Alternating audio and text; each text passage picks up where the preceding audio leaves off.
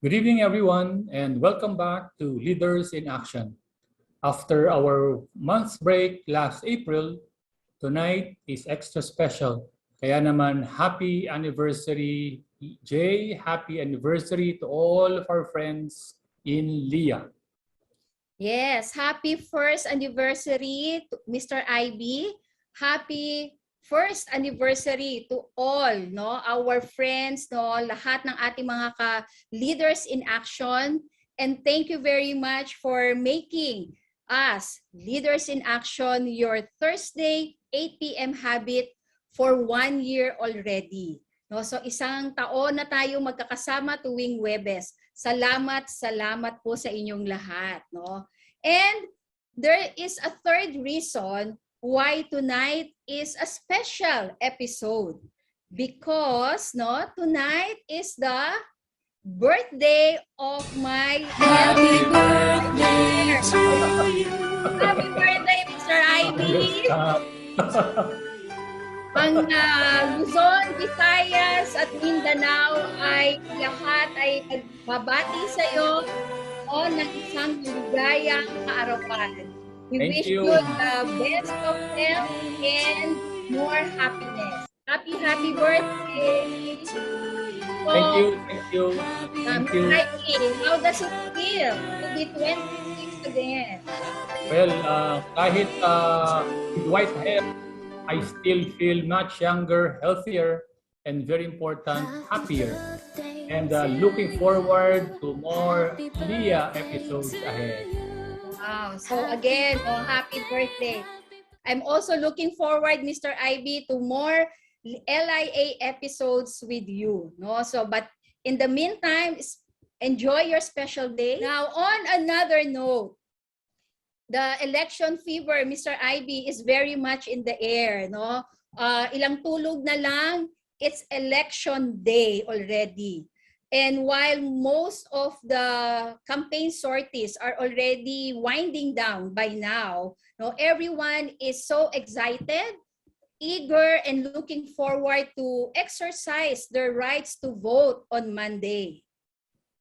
That's why we feel that our topic for tonight is timely and relevant, as it will focus on the roles, qualities, and attributes of leaders and their influence on all of us. And to help us facilitate this discussion, we are indeed pleased to have our guest interviewer, the Chief Agency Officer of Allianz, no other than our dear friend, Ms. Orange Galsim. Hi, Orange. Welcome, Orange. Hello. Good evening, Miss J. Good evening, Sir Ivy. And good evening to everyone tuned in right now here on Facebook for Leaders in Action. What an honor it is, Miss J and Sir Ivy, to be your guest interviewer tonight for Leaders in Action. Lalo na, no, season 4, first episode. Happy birthday, sir. And Miss J, Sir Ivy, I just want to take this opportunity to also, higit sa lahat magpasalamat sa inyong dalawa for all the inspiration and yung mga learnings that have been gained by so many leaders, no, not just from our company, but so many companies nationwide in the industry through three seasons of Leaders in Action. Nabanggit ni Sir Ivy yung influence, diba? Kayo, you're already influencers in your own right, social media personalities of the insurance industry. And ang masasabi ko po, influencers kayo with heart because you did not do this project for your personal gain, but for your desire talaga to reach out, and share your wisdom to so many leaders in the industry. Thank you. So, thank you, Sir Ivy, Miss J, and to everyone watching us right now. So I'm happy to be the guest interviewer for today. So let me start, as we pick the brains, and learn from the wisdom of our founders, of Leaders in Action for this Founders Cut, episode. So as our country gears up, mga kaibigan, to choose for our leaders for the national and local elections by Monday, May 9. It's really timely. Masasabi mo rin na when an advisor supports their agency leader, it's like already giving a vote for your leader. Kumbaga, I believe and trust in my leader. I want that leader to succeed and continue leading me. So how do I vote for my leader? I must be productive, no? Because I want my team and my leader to succeed. So, kumbaga, based on my action, I am rooting for my leader, so I will be productive. And then, in a way, ganun din sa clients, no? When they believe in their insurance company, how do I show my support to an insurance company? I buy a policy, no? From the insurance company in terms of policies, no? So all of the policies that insurance companies have, that's a vote, no, of trust as well of every client. That's what we do for our leaders, no? We put our trust in them, so we act, no, just like every vote. So I think the question for today for our founders, no, is to answer why and how do our agency leaders inspire their people as well to do that as well, to act, no? What really makes advisors trust? Oh, that's such an important word for the elections. What makes advisors trust and put their future, when we do career orientation, put your career in my hands, I will change your life. Ako, napakalalong importante yan ngayon sa election. Put your vote for me, no? Place your vote for me, I will help your future. So for today's episode of Leaders in Action, we assume that the qualities that we expect from our agency leaders, when we think about anong gusto ko sa isang agency leader, we may be reminded to vote for the leaders of our country who possess the qualities that we also like for the leaders in our business.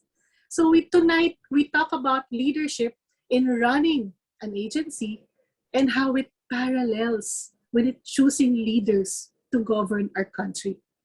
But it's about the same standards and values that we wish we always had in our company and in our agency, a president, a governor, or a mayor. No? So tonight, we'll pick the brains of Sir Ivy and Miss J to talk about this parallelism, about choosing agency leaders. Day-to-day life kasi natin yan. And lalo na, paano natin yun ikukumpara sa pagpili natin ng future leader ng Philippines. No? Umpisa na natin ang first. No? I think this is probably one of the most crucial ones when it comes to leadership, whether in agency or running the country. No? Ano ba talaga ang role? What is the real, true role of a leader? Thank you, Orange, for making very clear na kung ang dapat na hinahanap natin sa isang pinuno ng bansa, dapat yun din ang meron tayo. No? Well, to your question, actually a leader plays very different roles depending on the situation and the people that they lead. Pag medyo kampante, kailangan mag-inject siya ng energy and competition. But to answer your question, I will cite roles of leaders na regardless of the situation and the people that they lead, dapat they have to play this role. Tatlo yon. First is to be able to create a clear vision, a compelling why. Number two is to set goals and strategies to make sure that the vision will be achieved. And number three is to inspire and engage the people to execute that strategy to achieve the vision. So, mabilis lang, create vision, a compelling why. Kasi ang leader dapat masasagot niya yung mga tanong ng mga tao niya, ng recruit niya o existing advisor. Why will I join you? Why with you and not with them? Saan mo ba ako dadalhin? Is that important to me? Why will I risk my future and that of my family in your hands? And dapat ang leader must be able to picture clearly where is the destination. Agency leaders must be able to articulate so that their advisors are reminded to work very hard. Similarly, ganun din dapat ang ating national and local leaders. They must create a vision for our country. Something that will harness the collective potential of our people. Kasi ang Pilipino, alam naman natin, maraming pwedeng i-offer sa global stage. No? And then on setting goals and choosing priorities and defining strategies, kasi kailangan para maging reality yung vision, the leaders must set goals. Pag na-achieve, makukuha yung vision. Kailangan nila mag-set ng priorities kasi hindi naman unlimited ang kanilang resources. For an agency leader, Example, anong uunahin niya? Recruitment, activation, MDRT development, leader appointment, market development. Ang tanong, can I handle all of this or is it best as a leader to choose muna a priority? E di ganun din dapat sa mga pinuno ng ating bansa. They must set goals aligned with their vision. Ang dami kaya nating problema. Education, health, economy, war on drugs, foreign policy, human rights, corruption, climate change. Napakarami. So ang tanong, anong kaya ng leader unahin dito sa mga ito? And finally, to inspire. This is very important. The hard work is in actually getting people involved in the vision. Again, going back to the agency leader, paano mo kukuhanin ang kumpiyansa, ang confidence ng mga tao mo sa iyong vision? And therefore, you have to really make sure that you are able to make your people own the vision. Eh di ba ganun din sa ating mga leaders? It's so important. Dapat na-inspire tayo ng mga iboboto natin. Are the leaders sincere? Are they trustworthy? Do they walk the talk? Do they themselves follow and respect the law? Pero tandaan natin, hindi kaya ng isang pinuno ang mga problema. Kaya kailangan iisipin din natin, yung bang mga taong ma-attract nila the bright and the brightest for the country? Will they be able to harness the support of all Filipinos para magtrabaho ng husto? So, yun, Orange. I think that's so clear, no, Sir Ivy. Basically, non-negotiables yung sinabi mong tatlo. Because you're right, there's so many possible roles, sabi nila, no? Parang job description lang, no? Ang dami mong gagawin sa job mo. Pero meron tatlong pinaka-importante. Anumang situation, non-negotiable siya. Setting the vision, making the plan or the strategy. Ang dami mo rin nasabi mga, if from the point of view of the country, all the problems. Imagine mo, all of those things iisipin mo when you make that plan. How napaka-importante ng role of that you've described, and great that you captured it in such a short summary. And since Sir Ivy talked about like the job description, these are the 3 critical roles.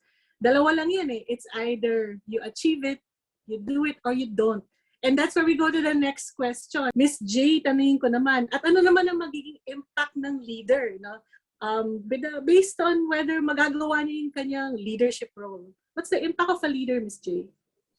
You know, Orange, just listening to the roles, no, that Mr. IB shared with us, talagang makikita natin kung gaano kalaki ang importante, no, yung impact ng isang leader. When here, and maybe we have experienced it ourselves, everything starts with the leader.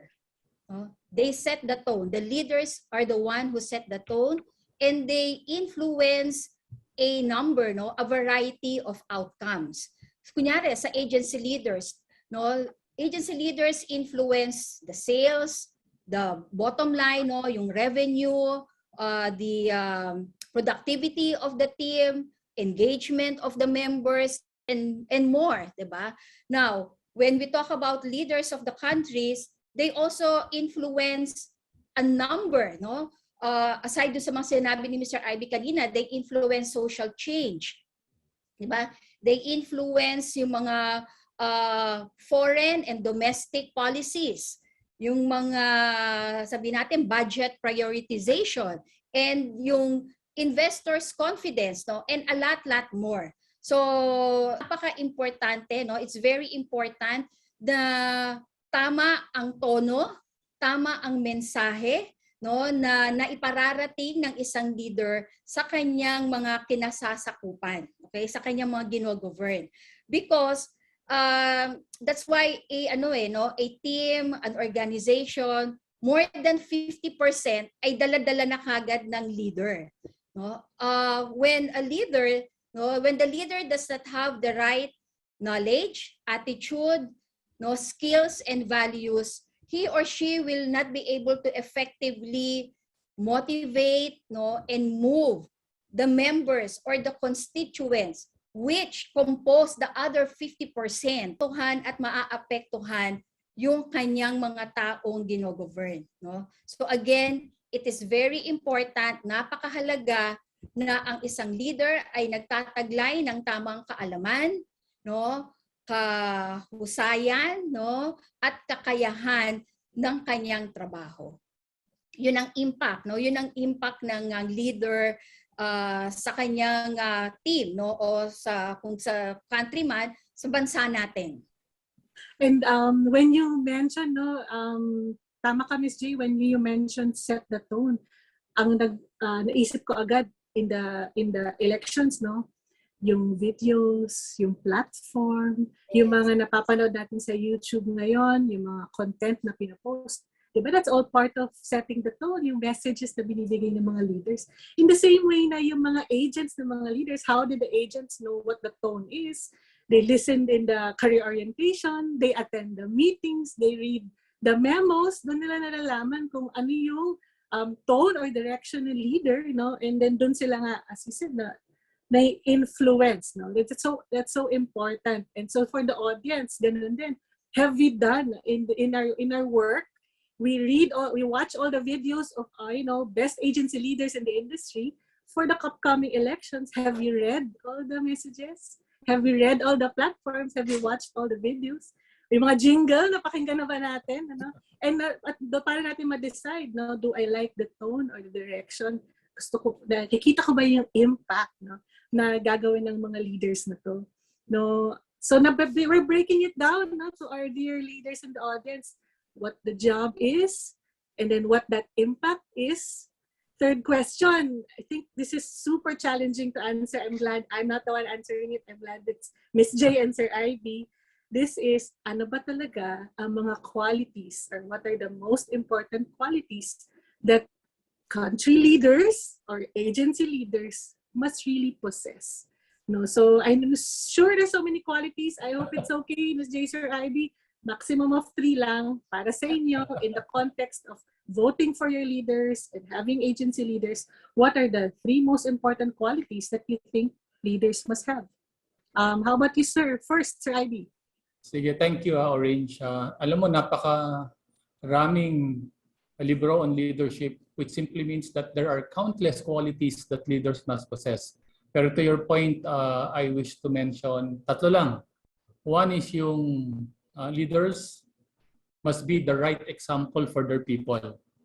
Kung anong gustong makita ng leader na ginagawa ng kanyang mga tao para umayos ang buhay ng mga ito, dapat siya mismo ang nangungunang gumagawa niyon. For example, as an agency leader, gusto niya ambitious ang goals ng mga tao niya para mas mataas ang marating. Dapat ganun din sa kanya, hindi siya okay lang sa meeting the minimum requirement. Number 2, leaders must have grit. Yung strength of character, yung hindi agad bumibigay sa temptasyon at problema, yung naghahanap ng solusyon at hindi yan natatakot humingi ng tulong. At kung sakaling madapa, pilit na tumatayo so that the dreams become a reality. No? A lot of our agency leaders showed grit during COVID. Sa national leaders must have naman the courage to face problems and the patience to find solutions. Ako naniniwala na corrupt people have no grit whatsoever. Kasi nagbabayad o binabayaran para makahanap ng madaling paraan. Kumbaga umiiwas sa hirap. Given the many issues confronting our country, we need leaders who have grit, will never give up, and will fight for our country. Para yung presidente ng Ukraine. And finally, leaders must put others first before self. I'm sure that advisors fully appreciate their leaders who are so generous with their time, talents, and resources in supporting them. Again, nakita natin ito sa COVID. Maraming mga advisors ang bumoto sa leaders nila with their commitment because of the selflessness of their leaders. Eh di ba mas lalong dapat may concept of servant leadership ang mga tao natin sa gobyerno. Kasi nasa pwesto sila dahil binoto sila ng tao. However, it is a challenge for us, not only in the Philippines but in many countries, that more leaders are towards self-care at the expense of the people. Kaya naman this election, sana we really vote for those who have shown consistently for their concern for people at hindi lamang tuwing campaign period. Jay? siguro in addition dun sa sinabi ni Mr. IB, no, ang dadagdag ko naman, no, for me the leader should be transparent, no. It's very important yung transparency. When a leader, no, if a leader wants to be trusted, he has to be prepared also to be honest, no, to be open, no, and to be clear, no, sa lahat ng kanyang dealings sa kanyang mga transactions.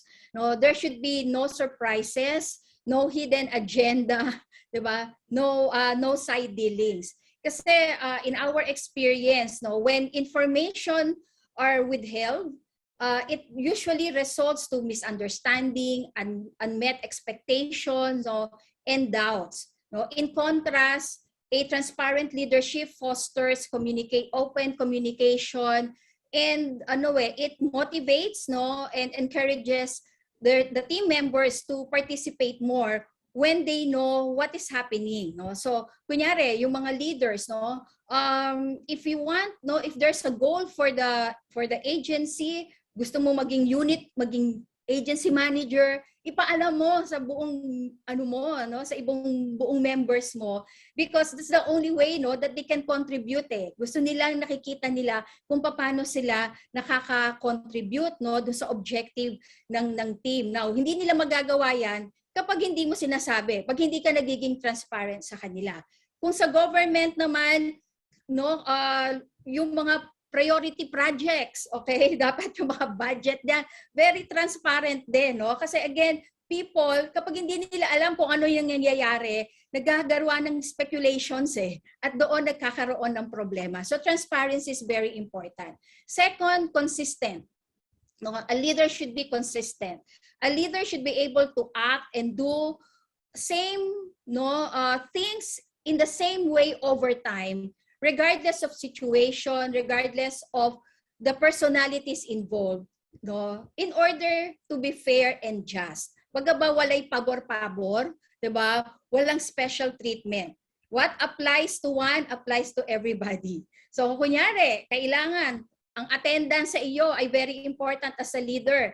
So kahit MDRT yan, kung kailangan umattend ng 9 o'clock, dapat a-attend siya. Hindi dahil MDRT siya or top mo siya, excuse na siya dun sa attendance. Because otherwise, it will also be an excuse, no, that will be used by others, no.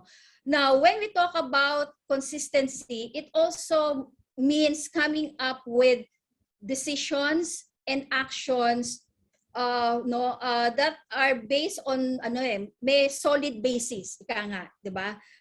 As opposed, no, dun sa mga wishy-washy and not so well thought of decisions. Okay? Importante yan, lalo na sa country leaders, okay? Because ang dami kasing apektado So kailangan ng isang policy, ang isang ordinance, ay pinag-iisipang mabuti kasi ang hirap yung sasabihin natin, implement natin ngayon, ito ang rule.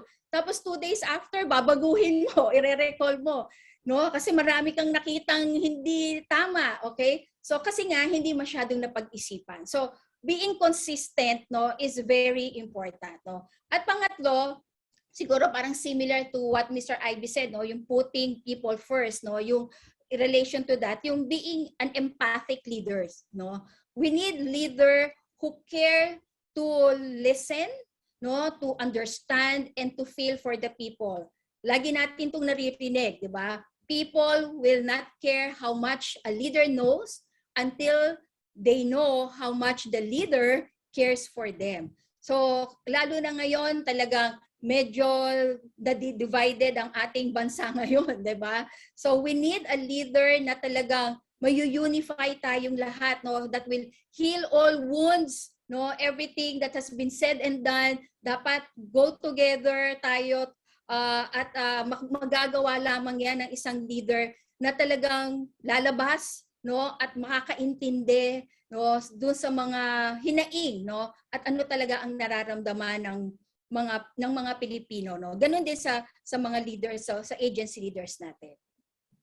Thank you, Sir Ivy and Ms. J. Based on the qualities that you've shared, talagang what we're really saying is that there's no easy route, no, to becoming a leader whether you're leading a team or an agency, or you're leading a country, because this what you just said today, no, shows the highest standards of expectation, no, sa isang leader.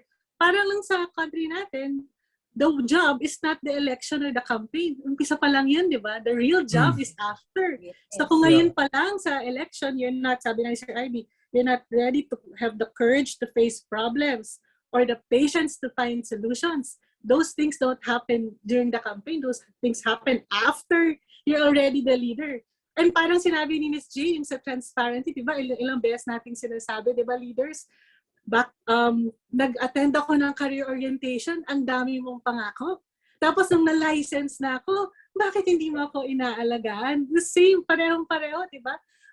The transparency and the consistency to deliver, no, is really so important for both kinds of leaders, whether you're governing a country or taking care of a team. No?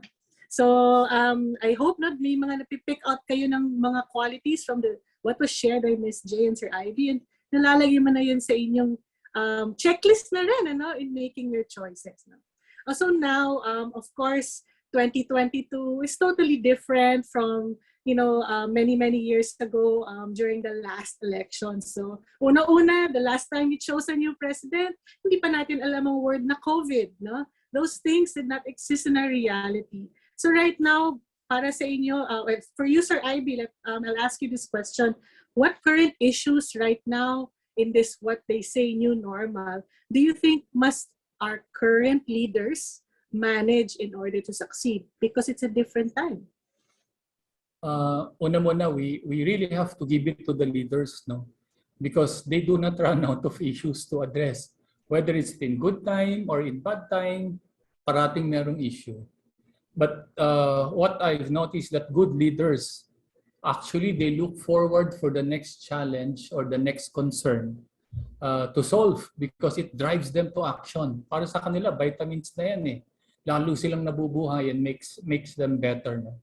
In our industry, in my sense, what are the things that leaders must continue to wrestle with, no, and manage?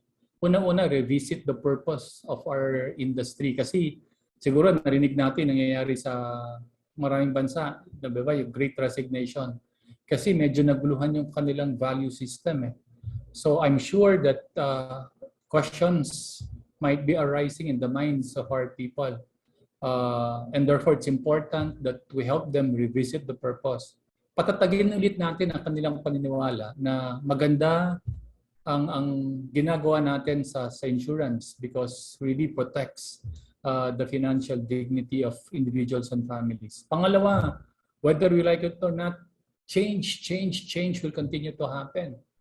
Marami pa rin tayong mga tao na hindi nakaka-adapt sa bagong ways of selling digitally. Yung bang na intense yung competition because na-open yung mga borders. Big change. Sa recruitment, yung mga proseso, yung mga hinahanap ng mga recruits, nag-iiba na. Servicing, hindi na dati ang main source of service yung agent. Ngayon, minsan dumidiretso na. So, nawawalan ba ng value yung agent? Companies are now reorganizing, setting new priorities. Again, leaders must be able to help the advisors understand the picture of what's happening. Customers will continue to be demanding. It's important for leaders to help their people manage all of these changes. And thirdly, sa lahat ng mga nangyayari, maraming mga opportunities. So the leaders must be able to spot which segment, which industry, which sets of people are good for our business, which product are most appropriate. Sa mga national leaders naman, naku, mas lalo na, no? Ang unang-una, kung sasabihin sa national leaders natin, they have to address the issue of trust and confidence of our people in government. Unfortunately, COVID has somehow made visible the quality of response to COVID by the government. Hindi ba parati tayong nahuhuli sa rankings sa buong mundo in terms of COVID management? Nakakasira ng kumpiyansa yan sa Pilipino. So ang bagong leader dapat iangat niya, paniwalain niya ang Pilipino na ang Pilipinas lalakas at gaganda. Related to trust and confidence is instilling of hope Marami siguro sa ating mga kababayan parang nawawalan na ng pag-asa sa buhay. Sa nakikita, again, the new leaders must be able to instill hope in our people. Na huwag kayong bumitaw. Sama-sama tayo na itataguyod ang kinabukasan ng mga Pilipino. And of course, setting of priorities. You can instill confidence and you can generate hope when you have the right priorities. Again, we pray that the leaders will be able to identify which priorities among so many will they be tackling first.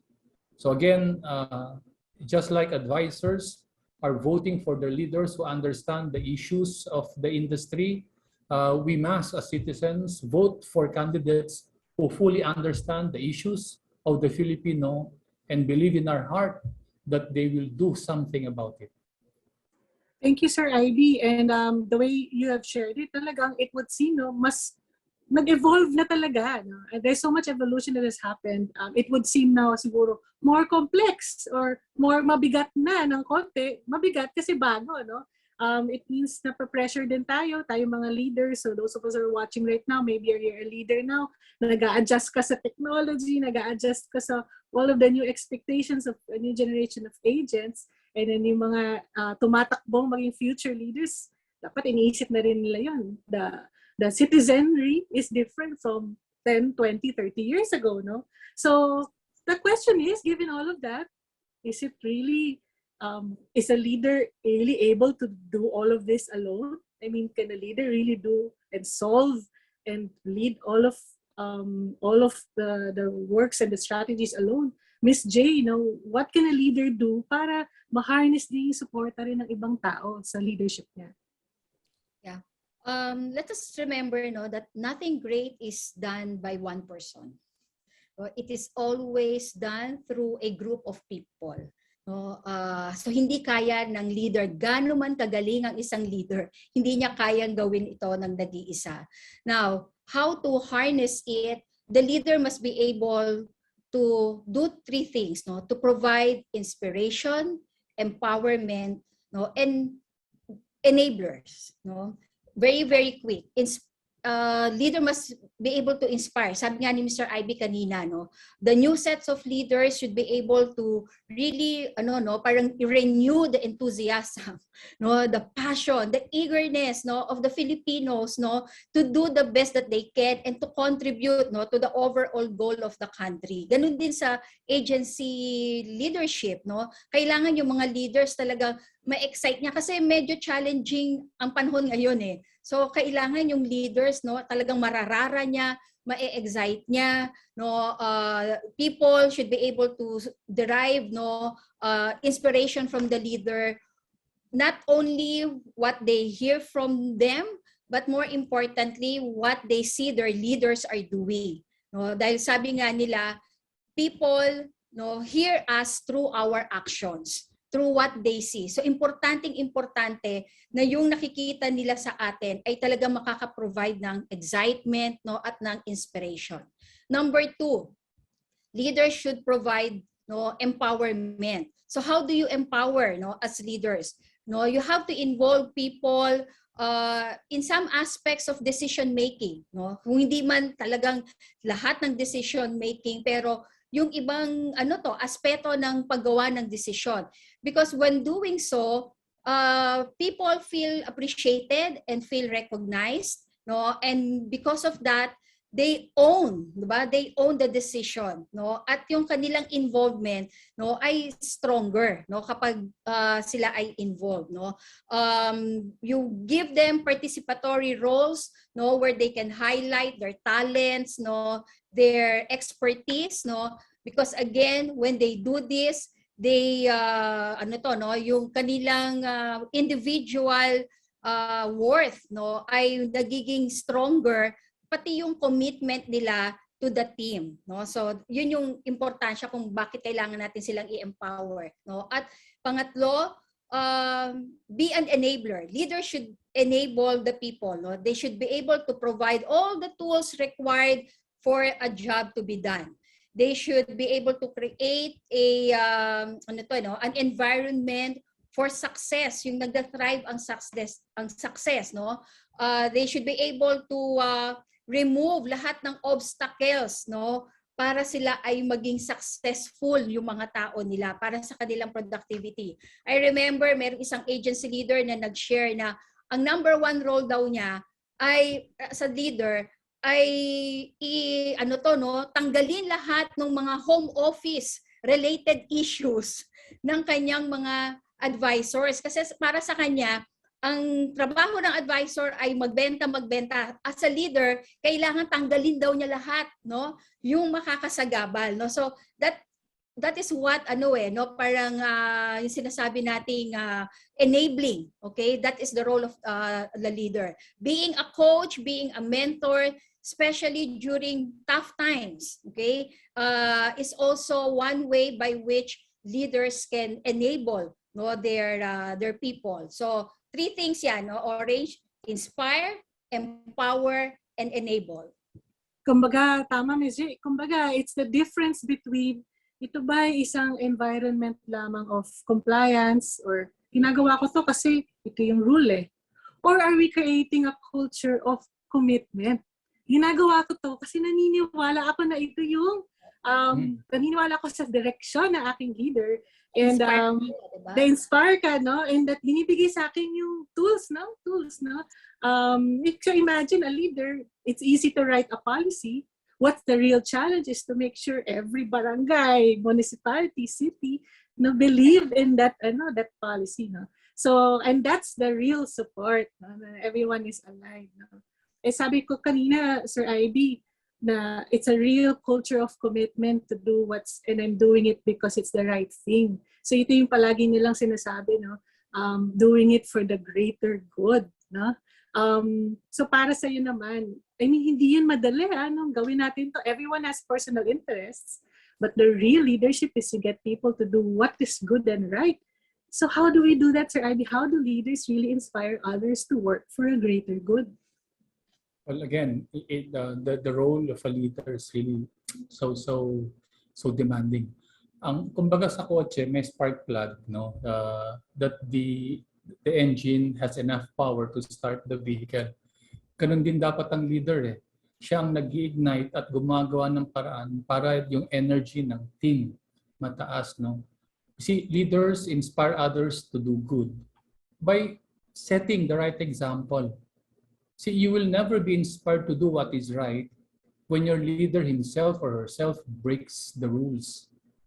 The advisor will not be inspired to innovate if the leader himself ayaw sumubok ng bago. In our industry, there are so many moving stories of leaders inspiring their people. Kailangan lang sabihan natin yung mga gandang storya. Leaders inspire others by who they are, what they do, and very important, by the results that they deliver. Kasi hindi pwedeng salta-salta lang o gawa ng gawa, walang resulta. Sabi nga ni Jay kanina, kailangan authentic, consistent, transparent. Lagi ko sinasabi, setting the right example, never giving up. Always having the other people's heart in your interest. No? This inspire people. No doubt, ganito rin ang dapat sa mga leaders ng bansa natin. They have to really inspire people to get out beyond themselves, beyond the family, to contribute to the country. Pero we cannot overemphasize the need for authentic leadership. Tapat ka ba? Totoo ka ba? Unfortunately, in this day and age, diba, napakadali magkunwari at mag-imbento ng kwento. It is easy to present who you are not and to come out with something that you did not do. Globally, alam natin to sa buong mundo, disinformation, misinformation, fake news make it difficult for people to discern sino ba sa mga ito ang talagang totoo. Parang ang nabaliktad, di ba, noong mga unang panahon, yung kandidato ang may responsibilidad na siya magsabi na siya ang totoo. Ngayon, ang tao ang nahihirapang maghanap sino sa kanila ang totoo. Right? Unfortunate, but at the end of the day, leaders must be able to really show their true self and have the courage to look at themselves in the mirror and commit to make changes if there are things that they need to change for the sake of the country. Napaka-crucial nun, Sir Ivy, yung sa pagiging transparent or knowing who they are. You know, minsan napapasilip ako sa TikTok ni Olivia. Tapos yung mga videos. And minsan papisip ko, totoo ba yan? Talaga ba yan? Diba? Kasi tama, maraming nagsasabi na not everything you watch or read or listen to are true. The more important thing is, it's entertaining, di ba? And then ganun din naman sa agency din, ano? Siyempre, merong mga masasayang na tayo sinishare in our work. Kaya mas gusto ng mga agents natin is that we are transparent and clear, no, sa work. No? So I love that when you said we should be able to ignite and spark, but at the same time, know who they are. Malalaman mo lang naman kung sino yung tao pag may experience ka with them. No? So, but you know, like Miss J, diba? Just like you and Sir Ivan, all of us, no? Leaders are human too, no? So marami rin silang hinaharap, hindi, even if with the best intentions, may mga challenges din ng leaders in the course of their work, no? So what do you think naman would be, you know, the most important personal challenges that leaders face? And you know, how can you overcome it? No? Yeah. Sa dami ng roles ng isang leader, maasahan din natin na napakarami rin natin nilang challenges, no, na hirahanap, no. So siguro very quickly, top 5 lang yung sasabihin ko sa iyo. Managing people of diverse background. Diba? Lalo na ngayon, parang kunyari sa isang agency, you are now managing 5 different generations, no. It's possible, no. And each generation has different expectations, has different work habits, okay? So paano mo gagawin, 'di ba? Paano mo gagawin 'yan? Kailangan lang may standards at may systems ka, di ba? Kasi kapag may standards and systems ka, regardless of ano yung profile, ano yung background ng minamanage mo, basta pumasok sila sa system, basta pumasok sila sa proseso, then you would know, no, na tama yung pag-guide mo sa kanila, tama yung papasukan nila at kung paano nila gagawin yung trabaho nila. Okay, second, no, leading change, no. Nasabi na to ni Mr. Ivy kanina, napakaraming pagbabagong nangyayari. Pandemic really challenge a lot of our leaders, 'di ba? Marami pa nga sa kanila ang hindi nakakasabay hanggang ngayon. Pero paano natin i-overcome 'yon? Just be open to changes, 'di ba? Learn, okay? Learn. Hanggang nasa posisyon ka, kailangang mag-learn ka, whether you like it or not. Number 3, staying motivated. Okay? Sabi mo nga, Orange, ang mga leaders ay tao din. Nalulungkot din yan. May downtime din yan. Diba? Naapektuhan din sila. Pero dahil leaders sila, they always have to be positive. Diba? They always have to look for the brighter spots. Ika nga. Sabi nga natin kanila, dapat sila yung nag-e-excite. So, kailangan sila mismo, no, excited. Okay? So, paano nila gagawin yan? Surround yourself with good vibes, 'di ba? Read positive stories. Huwag ka na magbasa ng mga pangit kasi makakadampen lang 'yan, 'di ba? Magbasa ka ng mga magagandang articles, magagandang news, okay? Number 4, staying focused, no? Maintaining focus. Sa dami ng things na nakadump sa plate ng isang leader, the big question is, what do I do first? Sabi ni Mr. Ivy kanina, prioritization. What do I do? The urgent but not the important, or the important but not urgent. Okay? So, kailangan alamin natin yan, di ba? Alin yung kailangan gawin talaga, okay? At alin yung importante na kahit hindi urgent, kailangan mong hanapan ng oras, okay? Because you know that that is very important. At ang fifth, no, challenge, no, is letting somebody go. Okay? Kasi tayo, Filipinos are naturally relationship leaders.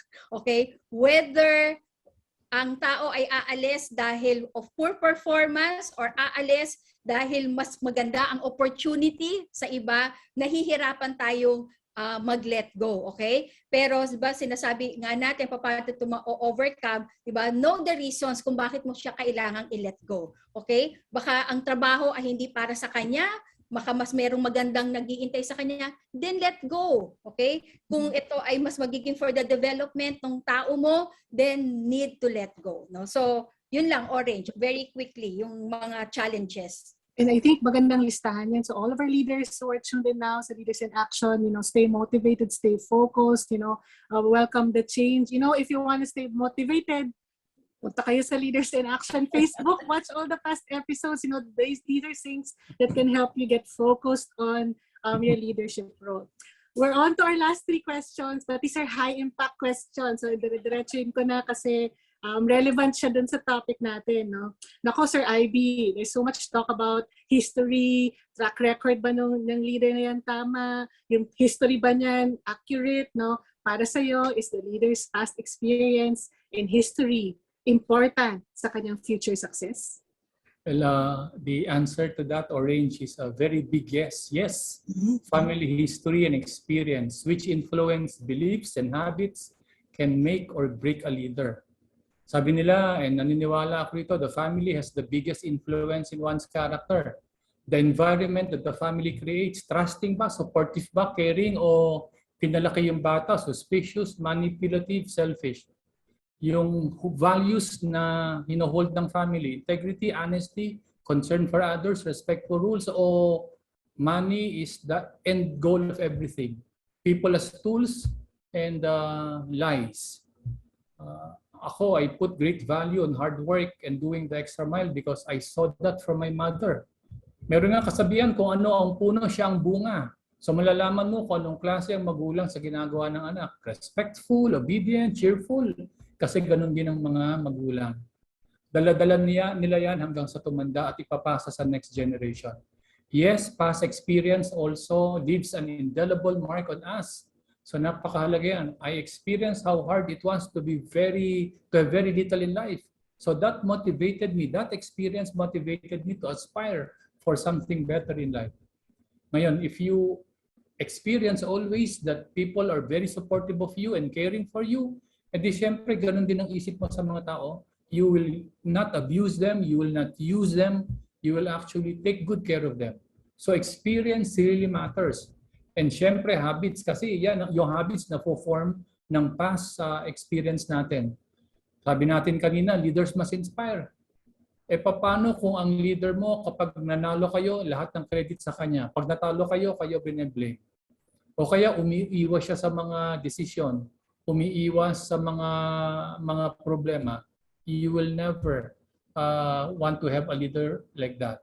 Ako, I believe in second chances, but only for those who have consistently demonstrated that they deserve a second chance. Yes, family and history and experience play a very important role in how leaders perform. And Sir Ivy said the magic word, yung perform, which leads me to my question for Miss J.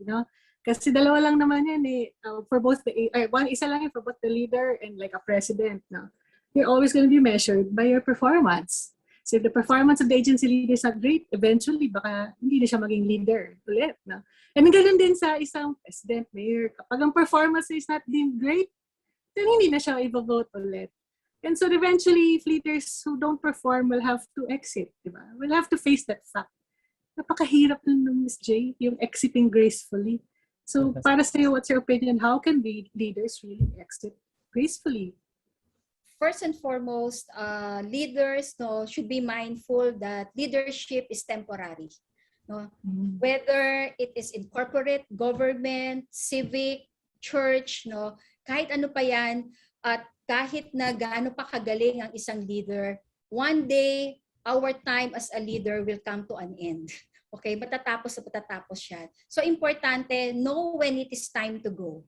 Do not hang on to the position. Maraming senyales, maraming signals na magsasabi sa iyo na it is time to go already. Okay? Maybe it's a function of age and health, 'di ba?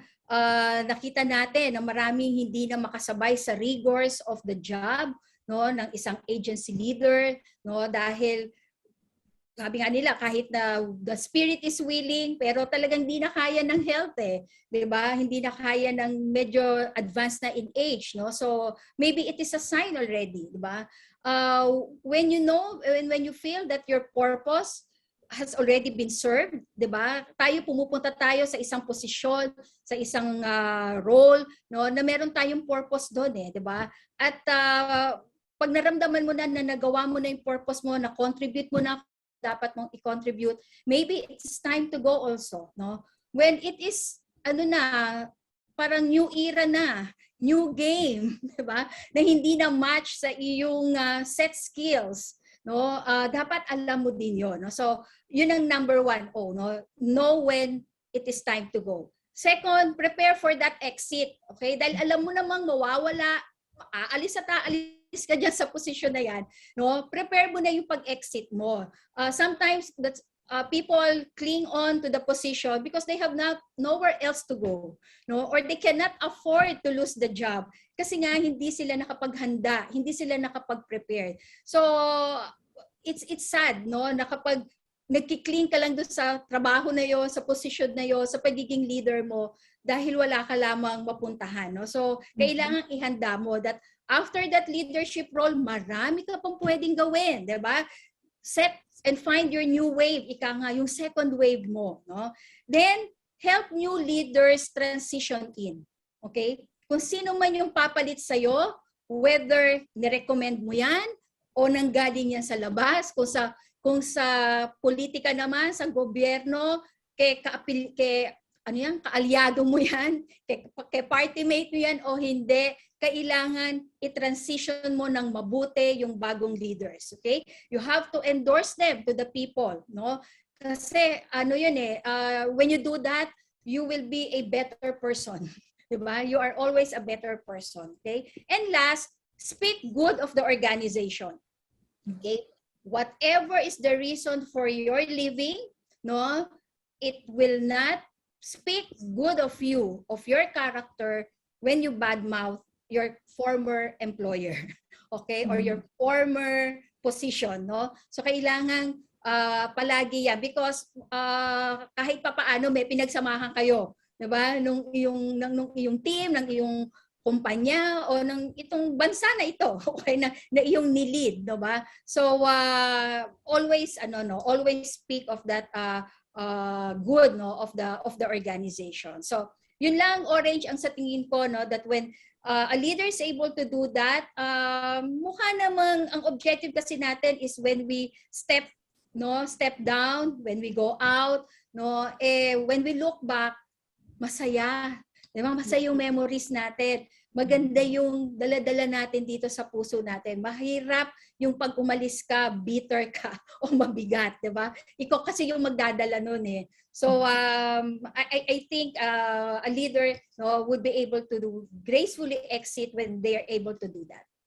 What an important declaration, everybody. No, leadership is temporary, because if you think it's permanent, you're making it about you and not the organization and about the team, no? So thank you for that. And if you want to be inspired about how to retire gracefully, watch the last episode of Leaders in Action when Sir Ivy and Miss J talked about happy and healthy retirement. Yung last episode ng season 3, no? Kasi naalala ko when Miss J said, be prepared, no? And so look at them today, no? Social media influencers. Si Sir Ivy and Miss J. And so, Sir Ivy, dahil birthday mo, you get to have the final question. Very important question. You get the last say here, and it's a very important one. Why? Why is choosing the right leader important? Leaders kasi, they help us move from point A to point B. So if you want to get to the point of your dream destination safely, on time, and still enjoy the journey, you must ride the bus with the best driver. You will not ride the bus driven by someone who has little knowledge kung saan ka pupunta, who has a history of traffic violation, and has a reputation na natutulog habang nagdadrive. You see, advisors join the industry because they believe that it will provide them the opportunity to move their life from point A to point B. And they need, however, the best help that they can get, and they will get that from their agency leader, who must inspire them to pursue their worthy goals and motivate them to carry on and provide them with all the support until the dream becomes a reality. Ganon din sa atin, sa ating eleksyon na darating. choose the right leader. We find our country lagging behind others in practically the majority of global indices that measure quality of life. Nahuhuli tayo. So our dream is to move our country from the last to somewhere that we can be proud of. But we need somebody who will drive that and empower us and inspire us to be with him to get to that destination and to achieve the aspiration for our children. So we need sets of leaders who are truly committed to making our country and in our industry, agency leaders, much, much better than where it is today. Yung bang merong katapatan, kakayanan para tuparin ang pangako. A leader who can articulate the vision for the country and then sincerely harness the power of the citizenry to make that happen. Choose the right leaders kasi sila ang magdadrive ng bus natin patungo sa magandang kinabukasan. Very well said, Sir Ivy. And both of you have been wonderful leaders personally for me, and all of the things that na-share ngayon ni Sir Ivy and Miss J, in real life, totoong sinabuhay din nila yan ni Sir Ivy and Miss J in the leadership roles that they've taken in the past. So listen to them, hear it from them, because it's also taken from experience. No? I wish we had more time. Napakahalaga ng ating discussion because we're not just talking about leadership in the context of our agency business, which is important to us, but also in the context of governance of our beloved country. But all good things come to an end. I've been very, very honored to have had this conversation with the two of you, my two former CAOs, no? Along with, of course, all the agency leaders that tuned in to us tonight. To all of our viewers right now, meron akong one final request. I hope take this time now. Can you post in the comments of this video right now, among all of the things that you've heard today, what did you like the most about all of the insights? Ano yung nagtumatak sa mind at sa heart ninyo sa mga insights na share today ng ating mga founders? And with that, thank you so much for this opportunity to be a guest interviewer for Leaders in Action. Thank you, Sir Ivy. Thank you, Ms. J. Again, thanks Orange. Maraming salamat for spending this evening with us. Clearly, mga friends, the qualities advisors expect from their agency leaders can be the same attributes that voters expect from their local and national leaders. Kaya naman, let us vote for our country leaders who possess the qualities of a real and true agency leader. Mga leaders na iboboto ninyo, yung katangian meron sila na hinahanap sa inyo ng mga tao ninyo at meron po kayo. Yes, tamang-tama yan, Mr. Ivy. Thanks again all for facilitating our episode tonight. We hope that you enjoyed this episode as much as we enjoyed having you in our very special anniversary episode. Sabi ko nga sa iyo kanina, special na special ka, no? Dahil talagang first namin for the season, anniversary episode at birthday episode pa ni Mr. Ivy, no? So thank you, Ms. J. Yeah, so all the best, Orange, and to your Team Alliance, no? And thank you everyone for joining us again in our anniversary episode. We hope that you found this episode informative and enlightening. To continue our month-long celebration next week is going to be another special episode as Mr. Ivy will give us a glimpse of what awaits us next Thursday. So, Mr. Ivy, ano ba ang mangyayari next Thursday? Sino ba ang ating guest? Thanks, Jay. For next Thursday, we will have once again the opportunity to speak with no less than the Insurance Commissioner himself, Attorney Dennis Funa, who will be sharing the latest about our dear industry. And of course, his plans for the rest of the year wherein he concludes his term as the commissioner of our industry. So, dear leaders, please join us again next week, May 12, Thursday, here in Leaders in Action.